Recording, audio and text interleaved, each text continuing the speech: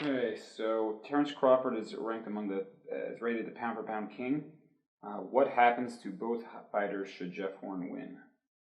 Well, if Jeff Horn wins, it's a tremendous victory for him. He remains the welterweight champion, and he goes into the records in boxing as one of the most elite fighters in the sport. This would be a massive thing for Horn to beat Crawford, and he would get all the accolades that come with it. If Horn wins, can you see a rematch happening in Australia? There is no rematch clause in the contract. If it's a great fight and Horn wins and agrees to fight Crawford in a rematch in Australia, I'm sure Crawford would be amenable to that. Do you think fighters should fight in horsehair gloves, and do you think they make the sport more dangerous? The fighters have to fight in gloves approved by the applicable athletic commission. In the United States and around the world, every commission approves the gloves that Crawford has used and uses.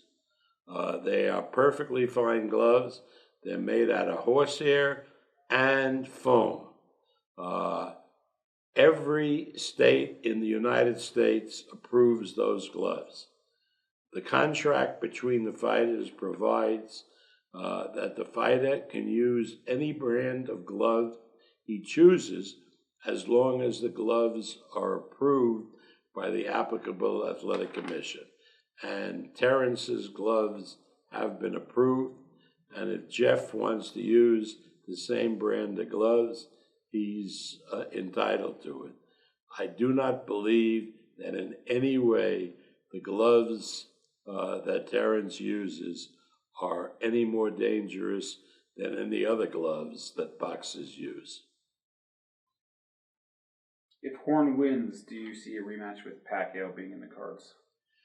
I really can't talk about a rematch between Horn and Pacquiao. I mean, that's up to Manny, who's really approaching the end of his career. But if Horn wins, he becomes the boss, and a lot of elite fighters like Pacquiao and others, I think, will be knocking on his door looking to challenge him. What is the future for Crawford should he beat Horn? If Crawford beats Horn, he'll be the welterweight champion, and he will have the opportunity to defend his title in the coming months on ESPN. There are a lot of welterweights in the world that he can fight. There's Errol Spence, there's Garcia, there's Damas. A lot of really good welterweights would step up to challenge Terence. So, who is the next big superstar of the welterweight division? Is it Crawford? I think the winner of this fight between Jeff Horn and Terence Crawford will be considered the big superstar of the welterweight division. What percentage chance do you give Crawford of winning this fight? Listen, when you look at these two fighters, if you talk about boxing skills, there is no question that those belong to Terence Crawford. But when you talk about size and strength and determination, you have to give Jeff Horn a very, very good chance.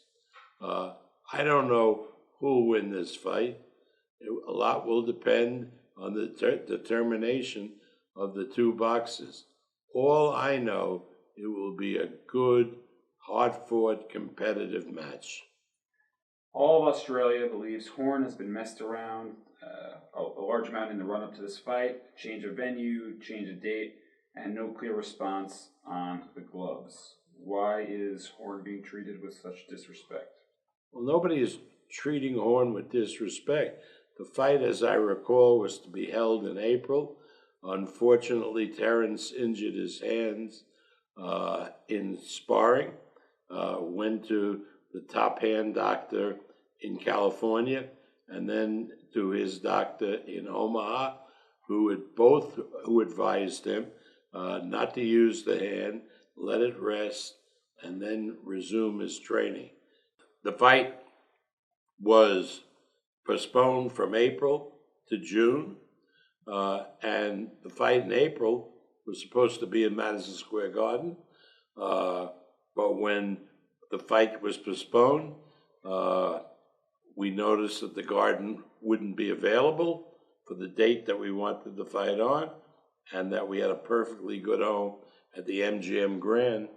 And hey, while New York is a great city, look at all the Aussies going to have tremendous fun in Las Vegas with all the nightclubs and restaurants. It'll be a great time. The event taking place on June 9th at the MGM in Las Vegas is going to be special. The fight between Jeff Horn and Terence Crawford for the Welterweight championship will be special. But over and above that, the fact that the fight's in Las Vegas means that an A-list of celebrities have already told us that they're coming to the event, from the music world, from the acting world, from the athletic world. Great basketball stars whose seasons are over are attending. The ringside will be a who's who of very recognizable personalities. Everybody loves to come to Vegas. We have great restaurants. Every major chef has a restaurant here in Las Vegas, and the nightclubs are second to none. So come over, Aussies. Join us in Las Vegas on June 9th for a tremendous time. There's a belief that Crawford's injury was not legitimate and just a way to delay the fight so that you guys could launch the ESPN app properly. And if Crawford does indeed have a hand injury, why is he wearing to choose gloves that many people think would lead to more injuries? Anybody who doubts whether Terence had an injury to his hand should consult with Dr. Steve Shin at the Job Curlin Orthopedic Center. Steve Shin is the leading hand doctor in the world. I'm sure I can get Terence to agree to have his records released, and believe me, I've seen the records, and they clearly show an injury, which thank God have now been cleared. As far as the gloves are concerned, I don't believe that the use of the gloves that Terence employs, and which many other fighters use, contribute in any way to added hand injuries. Is Crawford's lack of profile and media skills, does that hold him back in terms of his size of his paydays and all that all comes with it? Terence Bud Crawford is a tremendous fighter. Great skills. He's a nice young man.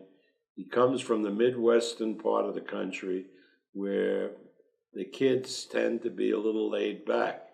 They're not as upfront as young people from the East, where New York, Philadelphia, or from the West, LA and San Francisco.